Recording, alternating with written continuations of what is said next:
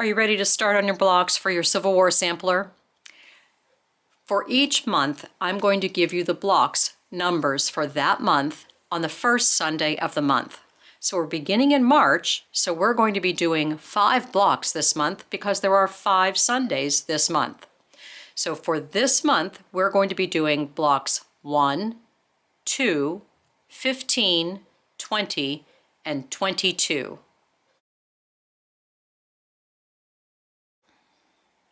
Let's get started by choosing our fabrics for block number 1, the White House, which is block number 1 in your book. You'll see in the original illustration that it uses 3 fabrics plus 1 background. The 2 fabrics in these squares are similar in color, and then the accent color is the gold. The background fabric are these 4 small triangles in the center.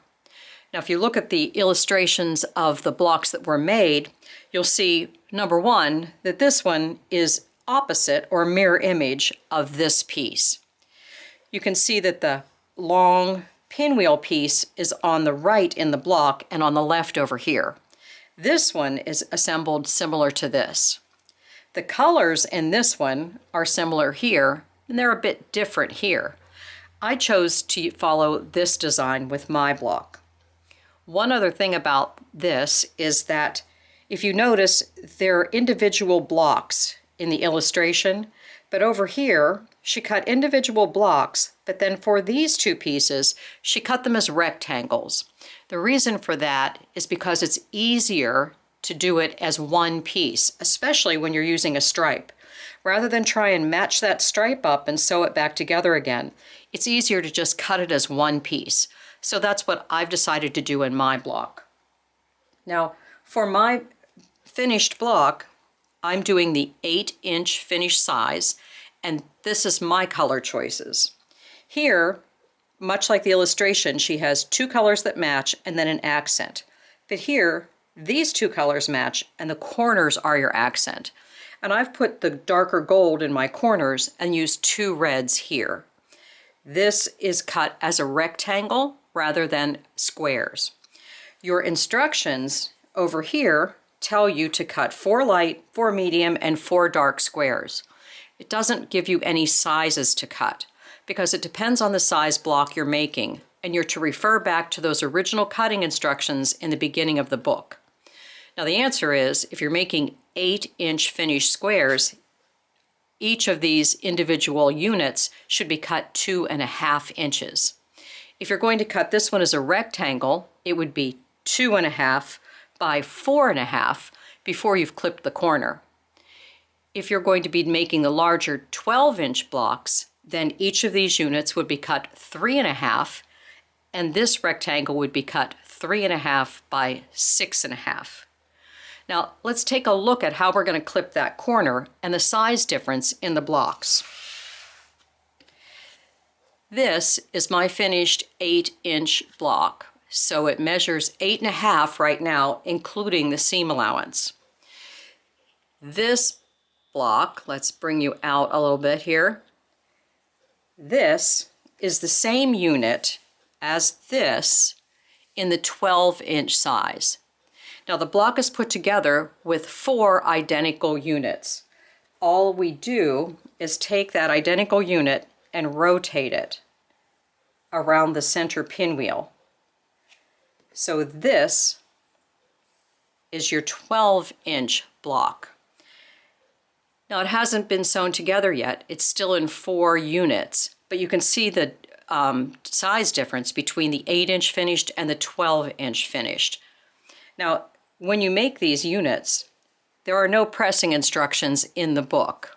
You have to learn to think about your block and how you would like to do it. For example, making this unit, and you're making 4 of them identical. I chose which one of these fabrics I thought was darker, which was this one, and I pressed it towards the dark. And then when I clipped this unit, I pressed it towards the dark. That way, there's no shadowing underneath my light background fabric. When I stitch these 2 together, then I have to choose which direction to press that seam. I'm going to press this direction so that there's no shadowing, And I'd rather press towards a straight seam than to press back up against a point. So those are the decisions I make when I'm deciding which direction to press my seams. Now, we're going to put this together like a 4-patch. You'll sew these two together and these two together. Then press those seams in the same direction. Now, you're going to be pressing against a point no matter what you do, so it doesn't really matter which direction. I would go that way against the yellow and this way against the yellow.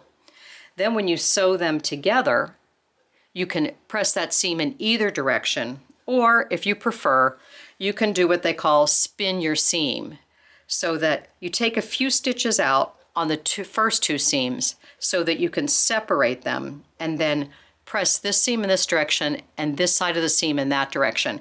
And it gives you that little pinwheely look in the center of your block. So if that's the way that you like to press your seams, you're welcome to do that here when you're making your 4-patch. Now, in order to clip those corners, instead of cutting the squares, what we're going to do is we're going to take our rectangle. So for this size block, this would be my 2.5 by 4.5 inch rectangle here. And then you would need a 2.5 inch square to go on top of it. And you've probably all done this multiple times. Now you have your option of drawing a line from point to point and sewing on the line. However, I like to use a specialty ruler, so I would use my quick trim and circle ruler and line it up like this, so that one of my 45-degree lines on the ruler would go down the side of my rectangle. One of them will go across the top of the square, and it creates a little flat tip. There's a notch that's right there, and the top of my square is sitting right in the corner there. There's a black dotted line, that's your 1/4 inch line, and that goes from point to point. And that way, I can take my rotary cutter and trim this off. Now my piece is pre-trimmed and ready to sew. So I can use the same seam guide I use on every other seam in the quilt. The trick is, make sure you make 4 identical pieces for your 4-block unit.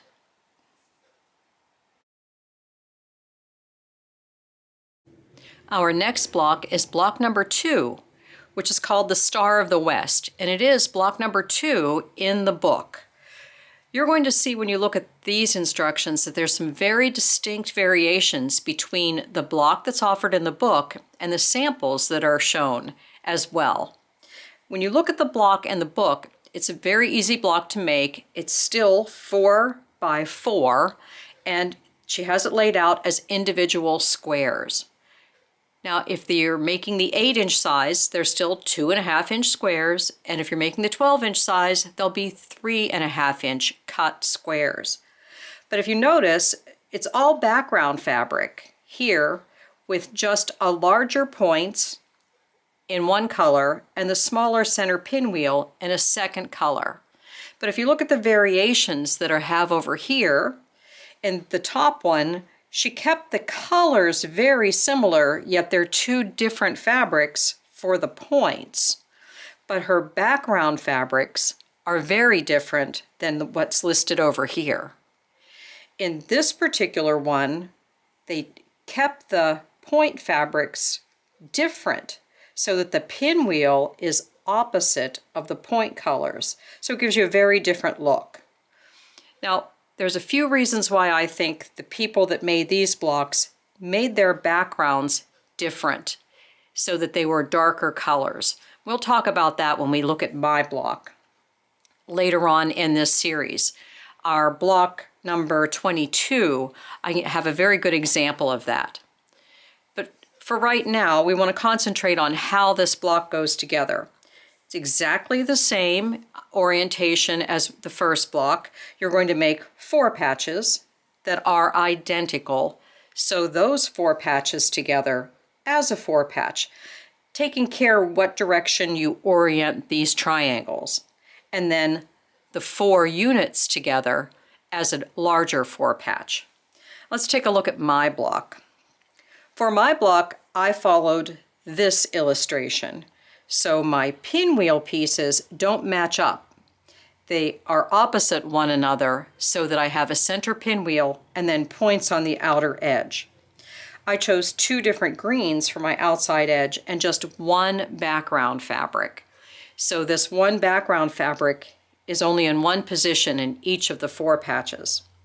You can put your pieces together the same way we just discussed, pressing your seams, same thing.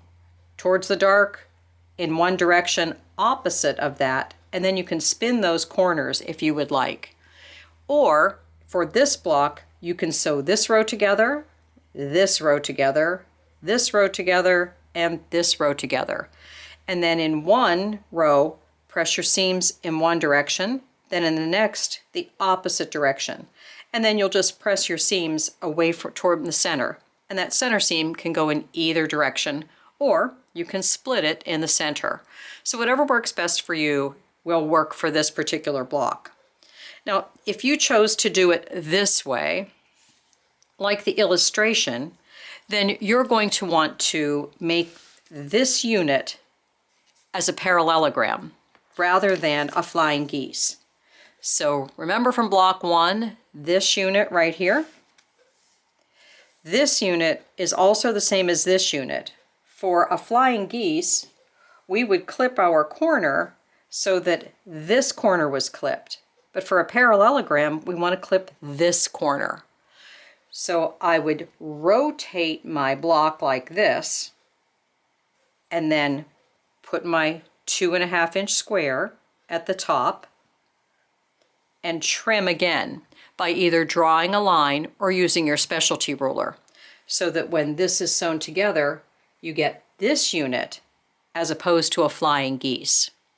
Now, as a reminder, if you're doing this and you're doing an 8-inch block, it's 2.5 by 4.5. If you're doing 12-inch blocks, it's 3.5 by 6.5.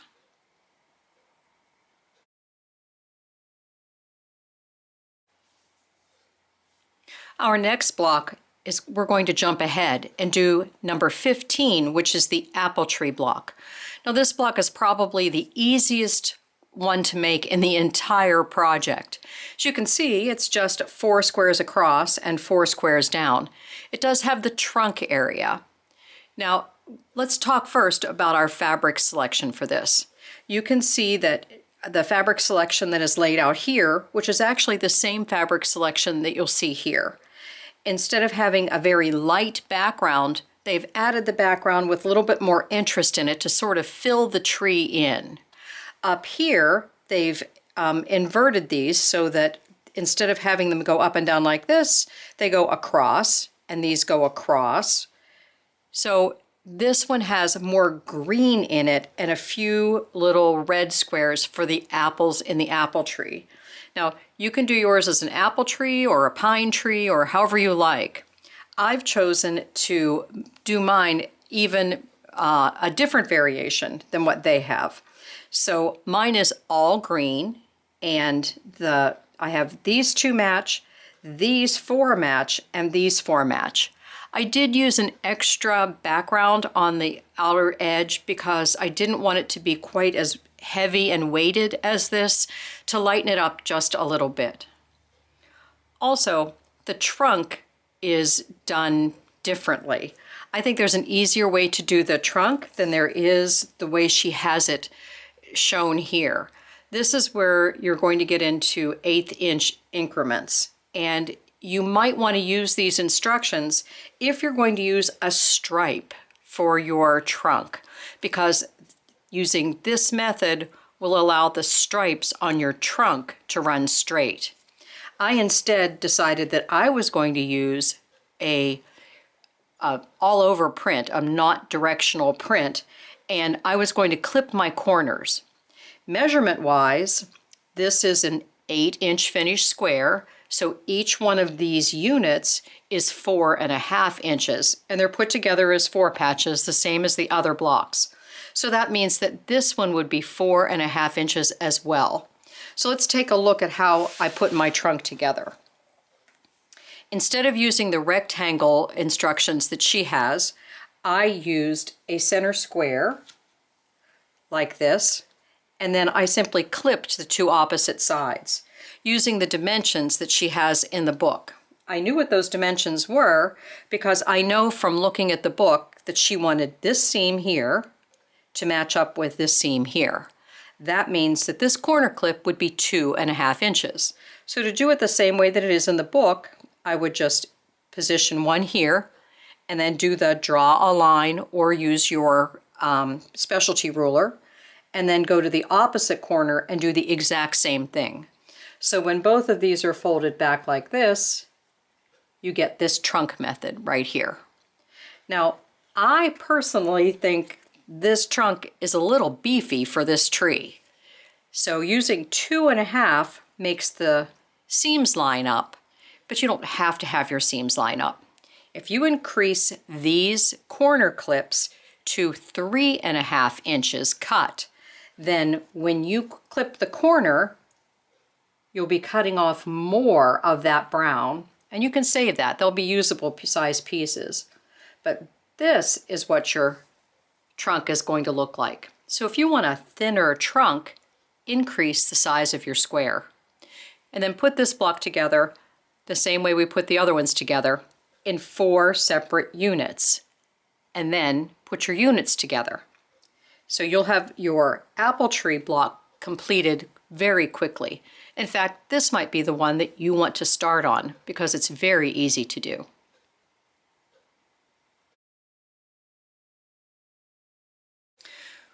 We're moving on to block number 20, and now things are going to get a little fancy. You can see that instead of 4 across and 4 down, this block is divided into 3 units. And these are the blocks that I was talking about when I said they would be easier to make these blocks in a 6-inch size, a 9-inch size, or a 12-inch size. So if you're doing the 12-inch block, you can just follow along with the instructions right in the book. So this would be 4 and 4 and 4. So this unit would be 4.5, including the seam allowance. So that would be 4, 8, 12. These two pieces will be cut exactly the size that they have listed over here. Now, there's a difference when we make it into an 8-inch size. When an 8-inch size, your pieces get a little muddy. You have to, if you're going to divide evenly, then you're working with 1/8-inch increments. I prefer not to do this, so this is the first block that we're going to adjust just a little bit. Now the name of the block is Lincoln's Platform, and when you look at this unit here, where all of the brown pieces match, you might be going, I know that by a different name, and you probably do. This is also Barbara Brackman's book. This is her Encyclopedia of Pieced Quilt Patterns, and Barbara's pretty much written the Bible on quilt patterns and the names of them. So if we look this block up here in this book, you'll see right here, it's considered in the category of like a shoe fly. And this entire list here is all of the different names that that block goes by. But you'll also notice that that block, those pieces are the same, and the inside and the outside edge are the same. And in our sample over here, they're different. Also, this one has all the same outside edge, but it uses 2 different fabrics, which technically makes it an entirely different block. So if you change the corners, it's a different block. If you separate that unit into 3, it's a different block. Every little change that you make will change the name of the block. However, if you look about 2/3 of the way down the list, you'll see that it was at one point listed as Lincoln's Platform. So if this is the block that's right here, and this is the way she has it illustrated, it must be all the same to be considered a Lincoln's Platform, but this is your quilt. You can name it any way you want, and you can put your fabrics anywhere that you would like. So we're not going to be quite that technical. What we are going to do is change it just a little bit to make it easier to make an 8-inch block. So if you're making a 12-inch block, follow along with the instructions in the book, and you can place your colors wherever you'd like. Now let's take a look down here at this block. So this block is under the category of like duck and ducklings. Okay, so this is the block, and these are all the names for it. The difference between this block and this block is that the units are different sizes. So by making this 3 and this 3 and this 2, we can make this into an 8-inch block, which is exactly what I've done with mine. So this is my block. My corners are half square triangles, and they are 3.5 inches. They'll be 3 inches finished. So I used a specialty ruler and cut them from a strip of fabric. Now if you want to do them what I call the slop and chop method, where you're going to make half square triangles and then trim them to the right size, you'd cut 4-inch squares to do this. If you wanted to increase them even more, you'd be able to get 2 from each one. But this is your half square triangles, and these will measure 3 inches in my finished quilt. These pieces here are reduced in size. They're 2-inch finished widths. So they were cut, this piece and this piece were cut 2.5 wide by 2 inches this way. So if you have a stripe, your stripe would run, it would be 2 inches wide by 2.5 inches.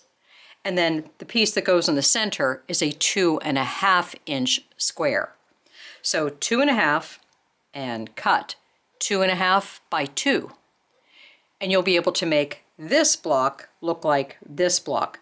Now notice how my center is considerably smaller than this because we've reduced the size of the center so that we can divide this evenly into an 8-inch finished block.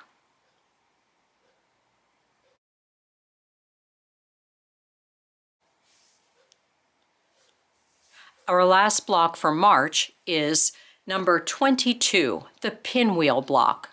Now you're going to see that you have some different options with this block as well.